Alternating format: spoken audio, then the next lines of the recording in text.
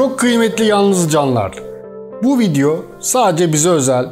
Gözyaşlarımız için Selbak, kahve, melankolik şarkılar listemiz hazırsa başlayalım diyeceğim ama şaka. Bu video öyle bir içerik değil canlar. Her çağda insan yalnızdı. Bu çağa ya da bize has bir durum değil bu. Gönlümüzün versiyonlarınca ehline denk geldiğimiz kadar kalabalığız. Yani 3-5 kişi kadarcık. Diğerleri hep diğerleriydi zaten. Bu video yalnızlığa övgü ya da yergi değil. O kadar çok alt metinlerle doldurdum ki bu videoyu. Her dinlediğinizde, izlediğinizde ve her kişiye göre o anki versiyonunuz neye hazırsa onu anlayacağınızı düşünüyorum. Biliyorum fast food çağındayız. O an menfaatleri neye hazırsa onu alıp hemen kaçmak istiyor insan. Kimden, neden kaçtığını, bu aceleciliğin altında nelerin yattığını sorgulama gereksinimi hissetmek farklı bir seviye zaten. Neden yalnızız? Neden yalnızlığı tercih ettik? Çünkü varlığımıza kimse layık değil. Narsist yalnız. Bunlar tamamen benim tanımlamalarım. Çünkü sahte insanlardan sıkıldık, güven problemli yalnız. Çünkü iyi niyetli düşündüğümüz herkes ihanet etti, ponçik yalnız diyorum buna da. Çünkü yalnızlığımla mutluyum, bu da asil bir yalnız türü. Çünkü gönül ehline denk gelmedi, bu da ponçik yalnız kategorisine giriyor. Aklıma gelen bunlar oldu. Sizin de aklınıza gelen yalnızlık tanımlamalarınız varsa yorumlara yazarsınız. Yalnızlık bir suç değil, bir ceza değil. Yani kişinin kendisiyle baş başa kaldığı kıymetli anlardan ibaret. Bir insan ne kadar kendisiyle baş başa kalırsa gönül, beyin, ruh bağını kuvvetlendirir.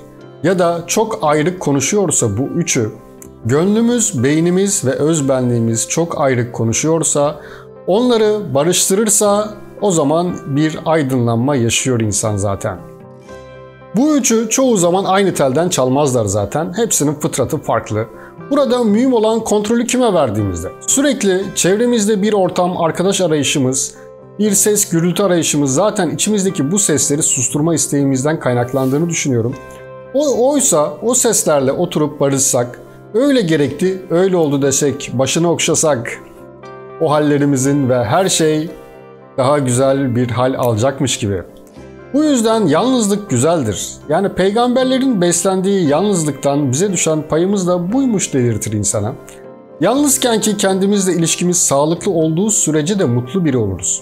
Kendimizde problemlerimiz varsa 50-100 bin kişilik bir stadyumda özne bile olsak mutlu hissedemeyeceğiz.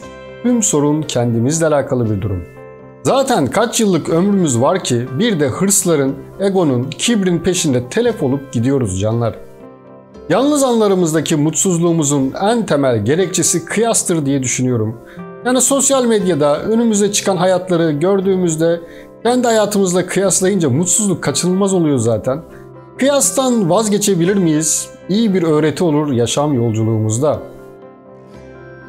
Tabii ki günün anlam ve önemince partner ilişkisel anlamda aşk hayatındaki yalnızların da videosu bu. Bugün herkes gözünüzün önünde ponçik takılırken gönlünüzün bir köşesinde yaşanabilecek mutlulukların yaşanamadığını ah çektiğinizi duyar gibiyim. Aşk ne tarifsiz bir duygu zaten. Yani iki kişinin içinde çalan müzikle dans etmesi gibi ama her çift kendilerinin müzikleriyle dans ediyor. Bu yüzden herkesin, her şairin, çiftin kendine göre aşk tanımı var sanırım. Hayal kurduklarımızla uyuşmamamızın nedeni de bu sanırım. Yani gönlümüzdeki farklı müzikler çalıyor. Onun gönlünde farklı, benim gönlümde farklı. Bu yüzden zaten uyumlu olamıyoruz. Birinde arabesk çalıyor, birinde rap. Bu ikisinin dansı ne kadar ahenk halinde olur mu yani? Bir müddet sonra elbette bir ayaklarına basar. Sonra o hiç öyle biri değildi deriz, kurgularımızın esiri oluruz. Böyle ilişkilerde genelde karşımızdakini kafamızda kuruyoruz. Hoş mu bilinmez, bu da bir gönül eğitimidir. Geçmişteki her adımımızı bizi nasıl bugüne getirdiyse, şu andakilerde öyle adımlar. Bizi bir sonraki versiyonumuzdaki yolculuğa getiren adımlar. Birbirine ait olanlarının birbirine tıpış getirdiği adımlar bunlar. Önce bir gönlümüzce, özbenliğimizce, beynimizce bir aşkın tanımını yaptık mı? Gerçekten sevgi fukarası bir ülkeyiz, aşk fukarası bir ülkeyiz. Oysa bir gönül coğrafyası burası. Gönül kelimesinin hiçbir yerde benzer anlamlarına denk gelemeyiz. Sadece bu coğrafyada var gönül demek. O yüzden biz kendimizce, gönlümüzce aşkın tanımını yaptık mı? Yani sahi senin için aşk nedir? Nasıl bir ilişki seni mutlu eder? Nasıl bir müzikle dans eder gönlün? Bunun tanımlamalarını yaptık mı kendimizce? Karşımızdakinin onun da içinde aynı müzik çaldığını kafamızda kurduk diyelim. O da aynı tanhadayız, aynı müzikteyiz. Yani aşk tanımımızı besleyecek davranışları ve düşünceleri de benimsedik. Yani adımları attık, sürekli ortak zamanlar kovaladık. Hepsini yaptık, yani aşkımızı besleyecek, gönlümüzü besleyecek tüm adımları da yaptık. Ama olmadı, olmuyor, olmayacak diye hissediyorsun değil mi? Aşk tanımımız benliğimizle uyuşmuyor da olabilir.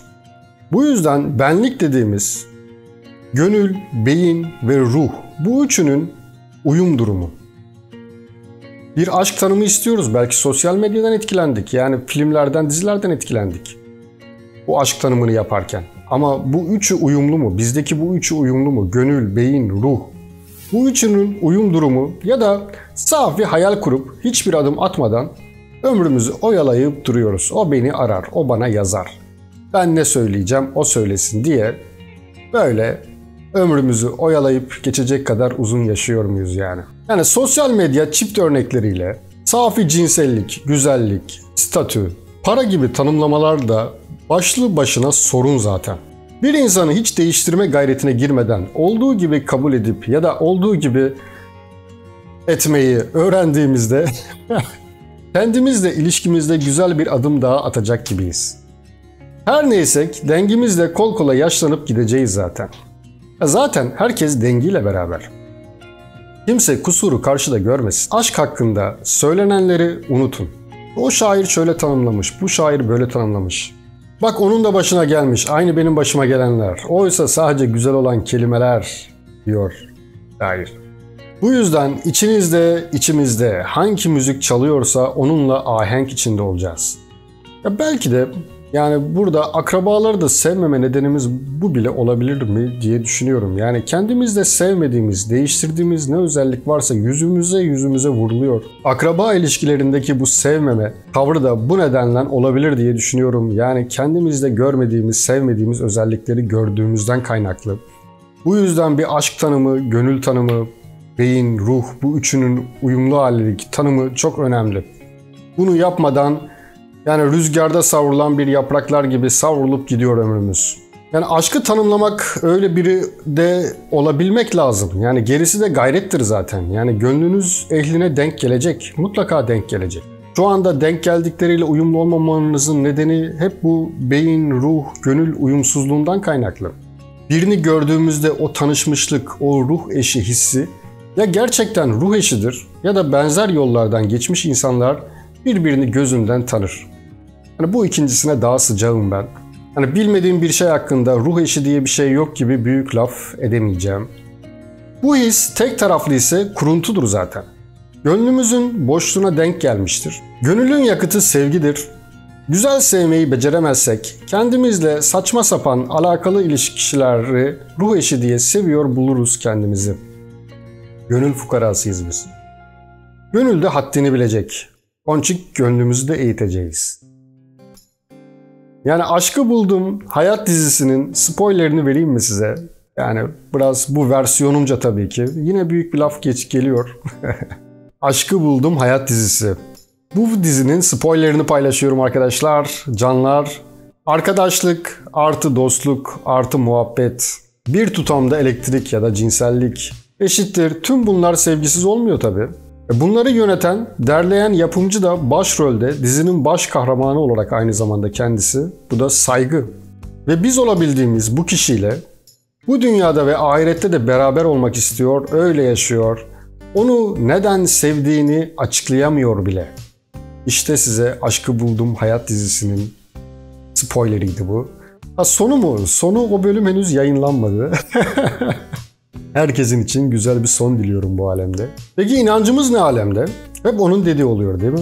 Ders biz öğrenene kadar devam ediyor. Kul olmaya gayret edersek ki kul köle demektir. Köle sözünden geliyor. Tüm benliklerimizle Allah'a teslim olduğumuzda Bizi dosdoğru yoluna kılavuzlamamızı istediğimizde kabul edilirse şayet, yani hayatımız bakın nasıl güzelleşiyor, muazzam bir şekilde güzelleşecektir. Yani elhamdülillah Müslümanız ama hani teslimiyetimiz, hani kulluğumuz? Hemen anında her şeyin olmasını istemememizle teslimiyetimiz, kulluğumuz çelişmiyor mu? Vallahi bunlar hayat yolculuğumuzda güzel mertebeler. Yani bu seviyelere gelebilmek. Umarım ulaşırız. Tüm sınavda bundan ibaret gibi geliyor bana. Yani %100'ümüzle Allah'a teslim olabilmek. Büyük maharet orada. Elimizden geleni yapıp gerçekten tüm gayretimizle, çalışkanlığımızla gayret etmek ve sonrasında Allah'ın hükmüne razı olmak. Sonra hemen tekrar iyiye, güzele doğru hem işlerimizde çalışmak hem de gönlümüzde iyi güzel düşüncelerle devam etmek. Umut Allah'tan, umutsuz olan her şey şeytandan olduğunu kabullenmek. Tüm bunlar lafta kolay şeyler, icraatta zor davranışlar, düşünceler. İmtihan da bu ya zaten. Zaten kun feyekünü de bize yanlış öğretmişler. Ol dediği anda olmuştur ama Allah'ın lütfu da cezası da ilim üstüne. Birkaç peygamberlerin mucizeleri dışında, tabii biz de peygamber olmadığımıza göre mucize mi bekliyoruz bir de? Köşe başından dönünce hayatımız mı değişecek? Sosyal medya profillerinden, filmlerde, dizilerde kurgulanmış hayat görüntüleri üzerine hayallerimizi kurgulayıp bize ait olmayan kuruntularla ömrümüzü heba mı edeceğiz cidden? Biz onun ol demesini istediğimiz şeyleri bir köle edasında isteyelim de Rab oluş sürecine sokar ya da daha iyisi olur. Ya da olmaması gerektiğindendir. Hani teslimiyet, hani inanç. Zaten hem Allah'ın kapısında sessizce bekleyip, yani sabır kapıyı çalmak değil, kapıda beklemektir. Bu edada bekleyip aynı anda hem umutlu olmak hem de her şeye razı olmak. Çok zor bir özbenlik durumu. Allah cümlemize nasip eder inşallah bu özbenlik halini. Doğrusu buysa tabii ya da daha doğrusuna kılavuzlar bizi inşallah.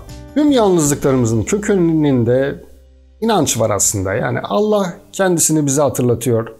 Ondan geldik zaten. Gurbette de yalnızlık çekmek doğaldır. Arkadaşlık konusunda da yalnızlığa değinmeden olmaz. Çevremizdeki 5 kişinin ortalaması olduğumuz gerçeği değişmiyor. Yani kaderimiz doğduğumuz coğrafya değil, ailede değil, çevremizdeki 5 kişi. Bakalım ilerleyen yıllardaki versiyonlarım bunu nasıl geliştirecek? Önce coğrafya diyordum, kaderimiz coğrafya kaderdir diye. Sonra doğduğun aile, ortam kaderindir diyordum. Şimdi de çevremizdeki 5 kişi kaderimizdir diyorum. İleriki versiyonum bakalım bu konudaki düşünce gelişimini ben de merak ediyorum. Her zaman her şartta destek alabildiğimiz ve destek olabilecek arkadaşlıklar kurabildik mi? Hep mi menfaat, hep mi çıkar, hep mi bir beklenti üzerine, hep bir zaman geçirme, hava atma, kendini öven arkadaşlıklara mı rast geldik? Bir muhabbette arkadaşımızın da dertleriyle, mutluluğuyla beraber olabildik mi? Sağlıklı arkadaşlıklar imar etmek en önemlisi ve en zoru açıkçası. Zaten ne demiştik aşk dizimizin spoilerinde ilk madde arkadaşlıktı. Bence aşktan daha önemli ve güzel arkadaşlıklar kurabilmek maharet. Güzel düşünen biri olmadan da böyle birileriyle arkadaş da olamayız. Yani gönül ehliyle takılmaktan tatmin olur. Bu yüzden çevremizdeki 5 kişinin ortalamasıyız zaten. Kendisine iyi gelmeyen, yani kime iyi gelecek ki zaten? Bir insanı en başlara dediğim gibi ya olduğu gibi kabul edeceğiz ya da olduğu gibi edeceğiz. Bazılarımız da hiç kimseyi kendisine layık görmeyip üst egoyla bir tutam narsistliği karıştırmış. Arkadaşı dahi yok. Olan da onun her dediğini onaylar. Yeni arkadaşlıklar kurmak için bir çabası da yok zaten paşazadelerin. Bunları kendilerine tercih edilmiş yalnızlık, asil yalnız derler.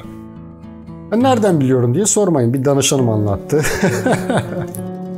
Bu danışanıma ise yeni insanlar tanımak ve içinde kendinin de olmadığı mutluluklara ortak olmasını önerdim.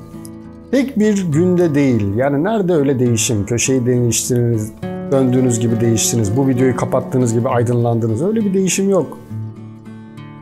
Zamanla sonra değişti, güzelleşti ve sakinleşti. Yani bu Güzel bir öğreti gönül için. Herkes de aynı reçete işe yaramaz zaten. Kimsenin adımlarını bilmiyoruz.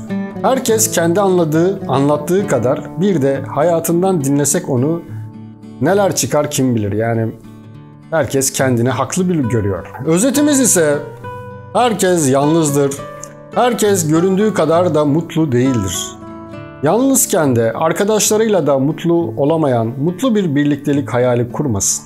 Önce kendimizi imar edeceğiz ve bu imar süreci hiç bitmeyecek. İş bilmez bir belediyenin çalışması gibi sürekli mühürlenecek.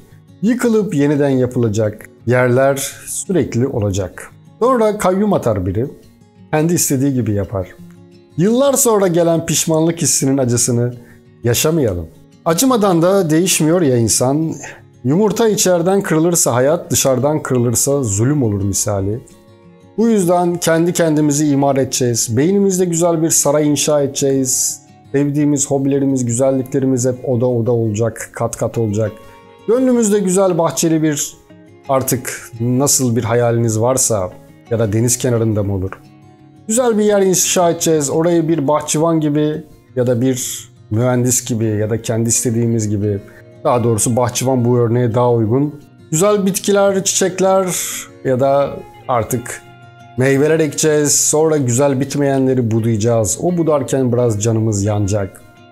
Bu yüzden hem gönlümüzü hem beynimizi güzel imar edeceğiz ve tüm bunların kontrolünü özbenlik dediğimiz bir üst benlik, yani ruh olarak adlandırdığımız ruha vereceğiz. Ruhumuz bunları kontrol edecek. Ve bu üçü bir koalisyon halinde olacak. Yeri kavga edecekler ama siz her zaman bir şekilde arayı bulup barıştırmaya çalışacaksınız. Umut Allah'tan, umutsuzluk şeytandan. Bunu unutmamak gerek. İlk 14 Şubat Yalnızlar videomuz da bu şekildeydi canlar. Yalnızlar, kendini yalnız hissetmiş insanlar. Güncel versiyonumun fikriyatını paylaştım. Bolca alt metin var. Her izlediğinizde, her dinlediğinizde, her farklı kişide farklı tepkimeleri olacağını düşünüyorum. Bu düşüncelerim zamanla gelişebilir, değişebilir, olumlu veya daha güzeline dair gelişmelere her zaman açığım. Eski fikirlerimi terk etmekten de memnun olurum. Hatta bugün duyduğum bir sözü paylaşayım sizinle. Ben bir hafta aynı iç çamaşırını bile giymiyorum demişti bir arkadaş. O yüzden sabit fikirli olmamak gerek. İzlediğiniz için teşekkürler canlar. Farklı güzel düşüncelerinizi yorumlara beklerim. Benzer içerikler için abone olabilir, içeriklerden ilk haberdar olmak için zil açabilirsiniz. Beğen ve katıl butonları aktif olmuşsa değerlendirebilirsiniz. Mutlu yalnızlıklarınızı paylaşabileceğiniz, kendinizle ve arkadaşlarınızla ve sevgililerinizle güzel birliktelikler dilerim. Kalın sağlıcakla.